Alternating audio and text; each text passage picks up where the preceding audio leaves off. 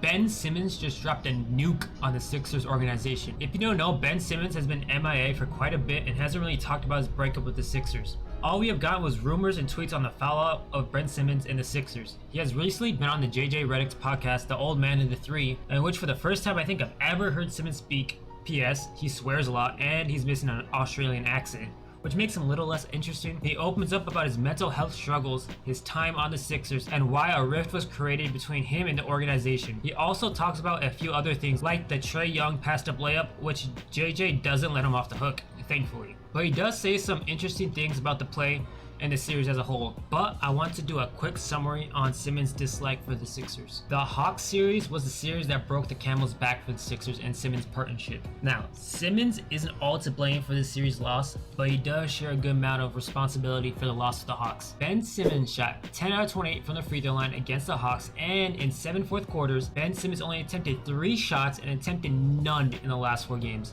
And of course, the infamous play that might have surpassed the Kawhi shot for the Sixers was him passing up the layup on Trae Young. The Sixers ended up losing in 7 games, and the aftermath of said loss sparked the Ben Simmons saga. In the post-game interviews that followed Game 7, Doc Rivers and Joel Embiid threw Ben Simmons under the bus. Now, combine that with all the abuse social media was giving Ben Simmons, you can understand why Doc Rivers and Joel Embiid's comments would have angered Ben Simmons, even though in my opinion, they're blown out of proportion, because the Sixers just came off a frustrating loss in a series that they were heavily favored. Now, the 2021 offseason of Ben Simmons was complicated to say the least. Both parties wanted nothing to do with each other, but Simmons' trade value had plummeted, and so the Sixers didn't want to deal him. All this created was much more friction, but led to Ben Simmons not speaking to the Sixers and him threatening sitting out the season. Now, Simmons sat out for mental health reasons and a back injury, which I'll talk about later. He was eventually traded to the Nets alongside Seth Curry, Drummond, and a couple first-round picks for James Harden and Paul Millsap. He didn't play a single game for the Nets last season, even though there was rumors of him suiting back up for the playoffs. But the Nets ended up getting swept by the Celtics. Now, I know there's so much more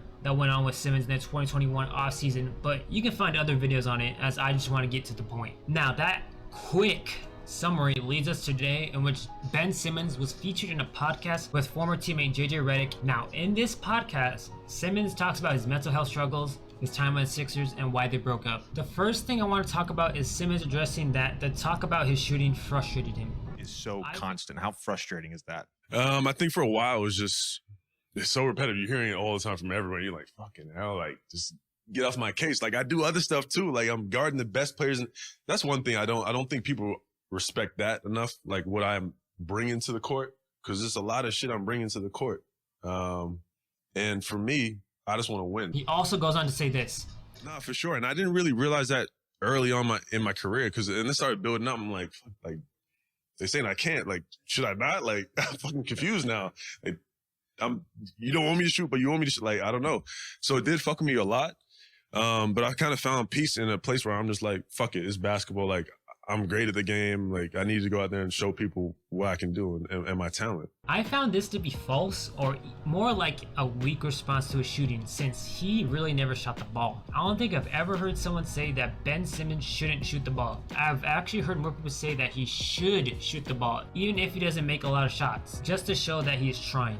The second thing I want to talk about was his back injury. Now, there isn't that much to say about it, but it is interesting the way he described it. What happened? I was actually going up the stairs. So initially I had some like soreness in my back when I was working out. Then I went to like go hop up the stairs, run up the stairs, and my whole right side just dropped.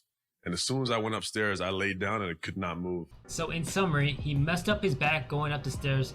Now, you can believe that if you want, but it seems plausible, I guess. The third thing, Simmons opens up about his mental health struggles. You know, I'm already dealing with a lot mentally just in life, as a lot of people do. But it got to a point where after that series, I'm getting it's like from the people that you're supposed to have the support from or that, you know, that comfort from. And I wasn't getting that either. So it was just a lot. It was a toll on me. And then mentally, it killed me. I was like, fuck, like, no energy for anything. Like, I was in a dark place. He talks about how after the Hawks series, his mental health was in a bad state and he felt like he didn't get support from the teammates or organization. He added that it was tough for him knowing he didn't really have the support from teammates or whatever at that time. Now, I should say something. When it comes to mental health stuff, Simmons is the only person who can tell you what he was feeling, so I don't want to doubt it since he was getting crazy criticism from everywhere in the media after the Hawks series, or a matter of fact, the past year. The last thing I want to touch on is Ben Simmons addressing the Trae Young layup fiasco. Yeah, that fucking looks terrible. I was like, but when I look at it now, I'm like, man, I should have just fucking punched that shit. But it didn't happen. And I was okay with that. I can live with that. I can live with, okay, everyone's trying to kill me over one play. Like, does everyone want to watch film with me? Like the whole arena? And I could dissect everything if you guys want. But that's not, it's not realistic. He kind of holds himself accountable, but at the same time he doesn't, because even though the singular play didn't cause the Sixers to lose, it did change the momentum of the game and was the turning point of Philly fans and the media on Simmons. One thing I want to say about the Trae Young layup is that he was never going to take that layup. Anyone believing otherwise, I have a bridge to sell. I wish he would just admit he was afraid of having to shoot free throws. And get him sent to the free throw line, but I think he kind of knew that I was going to come over and foul him, and that's why he passed it up. And so overall, the interview didn't really change my opinion on Simmons, good or bad. Even in the interview, he doesn't really own up to his mistakes like his shooting and never improving, but at the same time, I can understand why he felt betrayed by the Sixers. I'm looking forward to Simmons hopefully playing games for the Nets in the upcoming season, but fingers crossed. We will see if Simmons has improved from his tenure with the Sixers, and I personally believe he's going to have a good season. Maybe not have a three-point shot, but I do think he will take more mid-range shots. Thanks for watching, and like and subscribe for more low-quality videos.